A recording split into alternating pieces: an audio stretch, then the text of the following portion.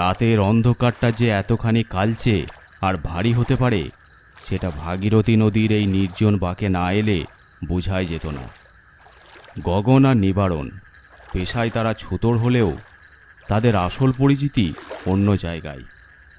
কাঠচেরা বা চৌকি আলমারি বানানোর পাশাপাশি নদীর ঘাটে কাঠ সরবরাহ করা এবং শ্মশানের চিতা সাজানোর কাজটাও তারা বংশানুক্রমিক করে আসছে। কাঠ কার কেমন লাগবে, কার চিতায় কত মন আম কাঠ আর কতটুকু চন্দন লাগবে তা গগন চোখ বুজেই বলে দিতে পারে। শ্মশানের মরা আর পুড়তে থাকা লাশের গন্ধ তাদের কাছে ভাতের গন্ধর মতোই চেনা। সেদিন ছিল পূর্ণগ্রাস চন্দ্রগ্রহণের রাত। গগন আর নিবারণ দূর গায়ের এক বড় গৃহস্থের বাড়ি থেকে কাঠের বায়না সেরে একটা বড় নৌকা করে বাড়ি ফিরছিল। নৌকার খোলে বোঝাই ছিল চেলা কাঠ। মাঝ নদীতে আসতেই হঠাৎ যেন চারপাশের বাতাস থমকে গেল। নিবারণ নৌকার হাল ধরেছিল।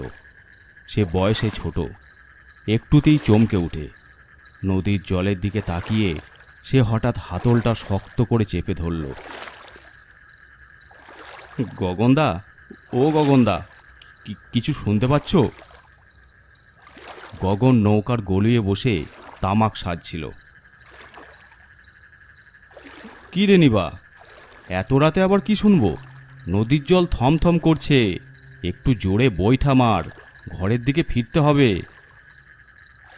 না দাদা, জলের শব্দটা শোনো, নৌকা চলছে কিন্তু জলের কোনো ছোপ ছোপ শব্দ নাই। আর এই কুয়াশাটা দেখো, কেমন যেন ধোঁয়াটে আর তামাটে রঙের। নদীর এই বাঁকে কোনো দিন এত কুয়াশা দেখেছো শীত ছাড়া? এখন তো মোটে কার্তিক মাস। গগন তামাকে ছিলিমে একটা টান দিয়ে ধোঁয়া ছাড়ল। তামাটে চাঁদের আলোয় তার মুখটা গম্ভীর দেখালো। নদী হলো মায়ের মতো রে নিবা। মা কখনো শান্ত থাকে, কখনো রেগে যায়। তুই বেশি না ভেবে লগিটা জোরে মার। চাঁদটা যেমন রক্তবর্ণ হয়ে আছে, আমার নিজেরই কেমন জানি গা ছমছম করছে। ঠিক তখনই নৌকার তলায় ভারী কিছু একটা ধাক্কা মারল। টং করে একটা শব্দ হলো। গগনদা, নৌকা কিছুতে ধাক্কা লাগলো মনে হচ্ছে। গগন হেরিকেলটা হাতে নিয়ে নৌকার ধারের দিকে ঝুঁকে তাকালো। কুয়াশার চাদর ভেদ করে লণ্ঠনের আলো যখন জলের ওপর পড়ল, তখন দুজনেই আতঙ্কে জমে গেল। নদীর জলের ওপর ভেসে আছে একটা কাঠের খাট, আর সেই কাঠের ওপর শুয়ে আছে এক মেয়ে। তার পরনে লাল শাড়ি, কপালে চন্দনের ফোঁটা, গলায় রজনীগন্ধার মালা, ঠিক যেন বিয়ের কোণে। অত বড় খাট আর মৃতদেহটা স্রোতের টানে তাদের নৌকার গায়ে আটকে গেছে। দাদা, ও দাদা, এ তো মরা গো। নদীর জলে কলার ভেলায় মরা ভাসাই শুনেছি, কিন্তু আস্ত খাটে করে এমন কোণে সাজিয়ে কে মরা ভাসিয়ে দিল? গগন ঘাটের মানুষ, সে সহজে দমবার পাত্র নয়।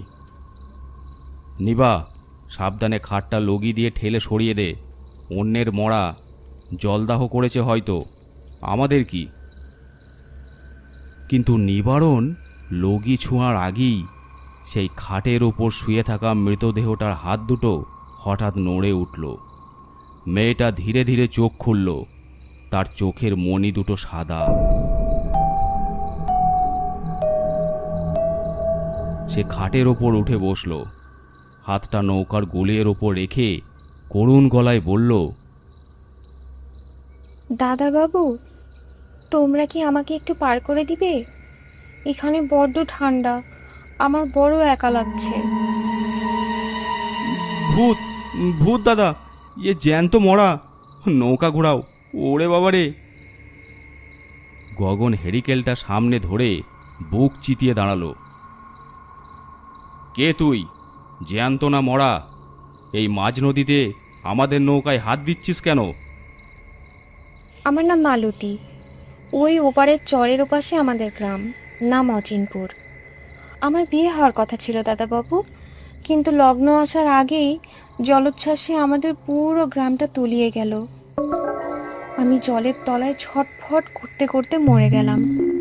আমার বাবা মা আমাকে সাজিয়ে এই খাটে শুইয়ে দিয়েছিল, কিন্তু আমার দাহ করার মতো আর কেউ বেঁচে নেই দাদাবাবু।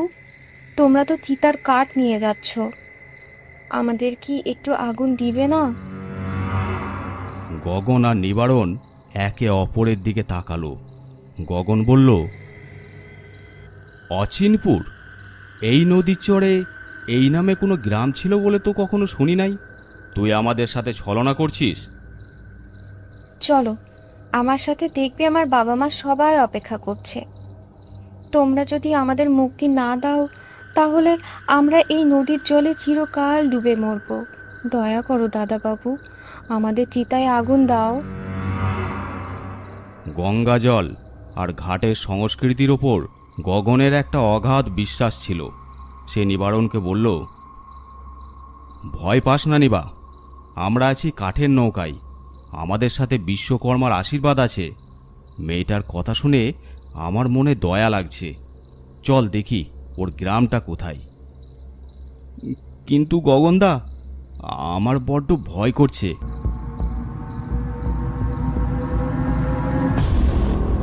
ভয় পাস না, আমি আছি তো। মালতীর খাটটা নৌকার আগে আগে এক অলৌকিক গতিতে ভেসে চলল। নৌকাটা এক অজানা খাঁড়ির ভেতর ঢুকে পড়ল, যেখানে কোনোদিন গগন বা নিবারণ আসেনি। চারপাশে ঘন কুয়াশা। কিছু দূর যাবার পর কুয়াশাটা একটু হালকা হলো। সামনে ভেসে উঠল একটা বিস্তীর্ণ চর, আর সেই চরের ওপর সারি সারি ঘরবাড়ি।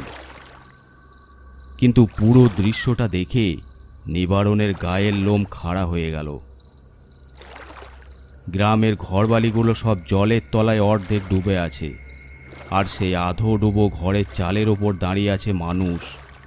সবার জামা কাপড় থেকে অনবরত জল ঝরছে। দাদা, এ তো জলের ভূতদের গ্রাম। ওই দেখো, একটা লোক জলের তলা থেকে মাথা বের করে আমাদের দিকে তাকিয়ে আছে। আমরা এ কোথায় এলাম? আমরা আর বাড়ি ফিরতে পারবো না। চুপ কর, দেখি শেষ পর্যন্ত কি হয়। গগন নৌকাটা চরের বালিতে ভেরালো। নৌকা থামতেই গ্রামের সেই জলমগ্ন মানুষগুলো অত্যন্ত ধীর গতিতে জলের ওপর হেঁটে নৌকার দিকে আসতে লাগলো। ভিড়ের মধ্যে থেকে এক বৃদ্ধ লোক সামনে এগিয়ে এলো। তোমরা এসেছো? আমরা 30 বছর ধরে এই জল কবরে আটকে আছি বাবা। আমাদের নদীর জল গিলে খেলো, কিন্তু এখনো আমরা আগুন ছুঁতে পারলাম না। আপনারা কারা? এই অচিনপুরে কি হয়েছিল? 30 বছর আগে এক ভয়াল অমাবস্যার রাতে বাঁধ ভেঙেছিল। এক নিমেষে এই অচিনপুর গ্রামটা জলের তলায় চলে যায়। কেউ বাঁচার সুযোগ পায়নি। আমাদের লাশগুলো নদীর তলার পাঁকে শ্যাওলায় আটকে রইল। অন্য ঘাটে ডোমেরা আমাদের খুঁজে পায়নি।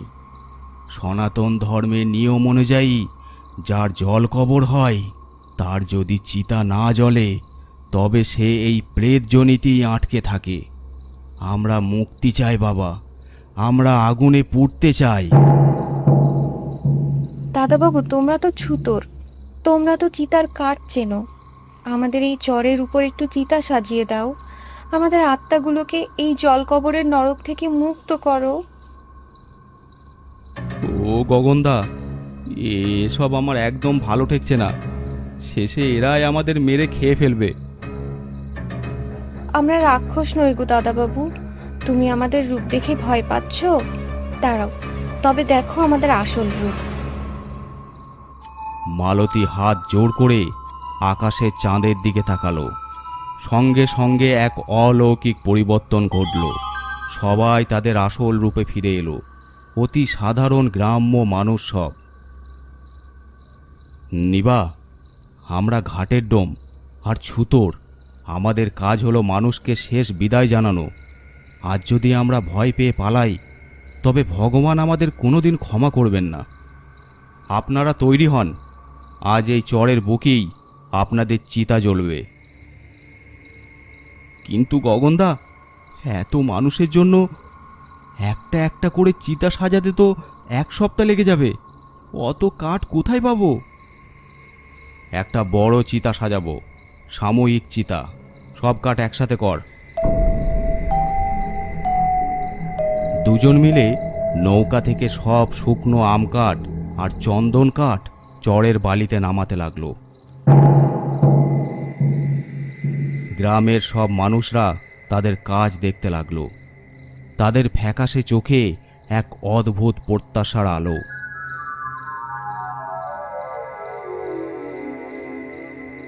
কাঠ সাজানো শেষ হলে গগন দেখল তাদের কাছে চিতা জ্বালানোর মতো আগুন নেই।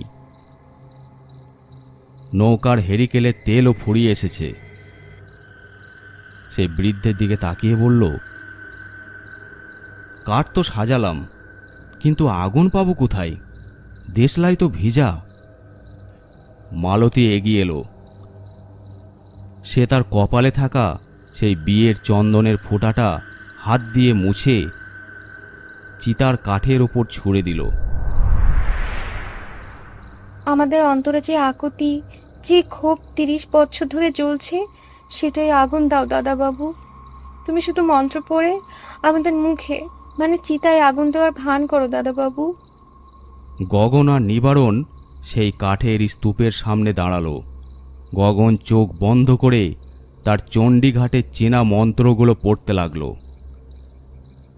হে অগ্নিদেব, হে মহাশ্মশানের অধিপতি, আজ এই অচিনপুরে জলমগ্ন আত্মাদের পবিত্র করার দায়িত্ব আমাদের। তুমি এদের গ্রহণ করো, তুমি এদের গ্রহণ করো। সে একটা শুকনো কাঠের টুকরো নিয়ে মনে মনে আগুন কল্পনা করল। আর অলৌকিকভাবে মালতীর সেই চন্দনের ফোঁটা যেখানে পড়েছিল, সেখান থেকে একটা তীব্র লাল রঙের আগুন দপ করে জ্বলে উঠল। সেই আগুন দেখতে দেখতে মস্ত বড় চিতার স্তূপে ছড়িয়ে পড়ল।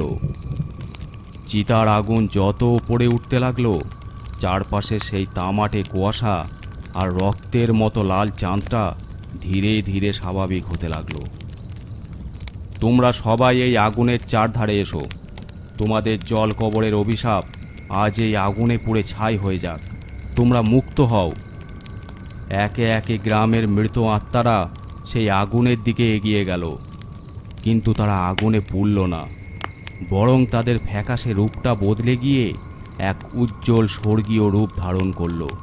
মালতীর বেনারসি শাড়িটা এবার সত্যি সোনার মতো চকচক করে উঠল। ধন্য বাবা তোমরা, ছুতোর হয়েও আজ তোমরা আমাদের পরম গতি দিলে।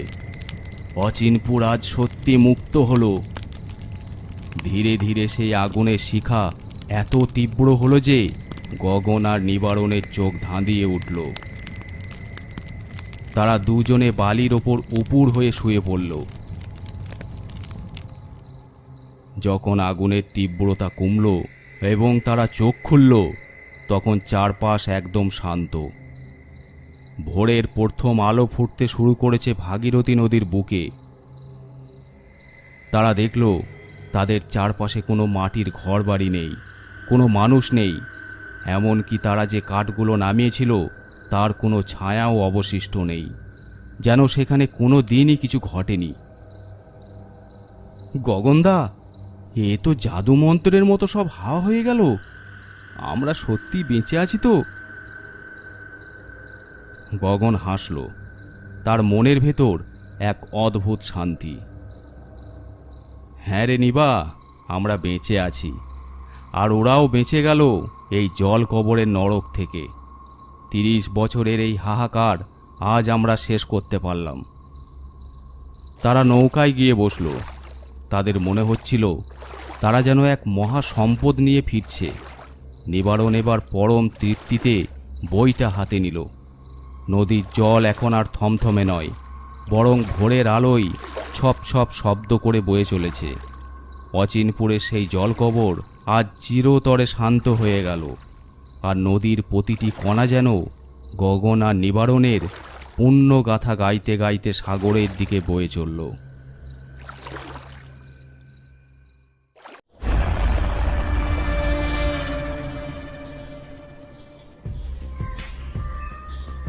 আজকের গল্পটি আপনাদের কেমন লাগলো অবশ্যই কমেন্ট করে জানাবেন। আর যদি ভালো লেগে থাকে অবশ্যই চ্যানেলটি সাবস্ক্রাইব করে দেবেন।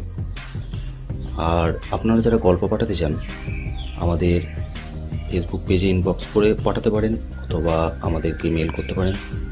এছাড়াও আমাদের ইনস্টাগ্রাম আইডি আছে, আপনারা ফলো করে নিতে পারেন।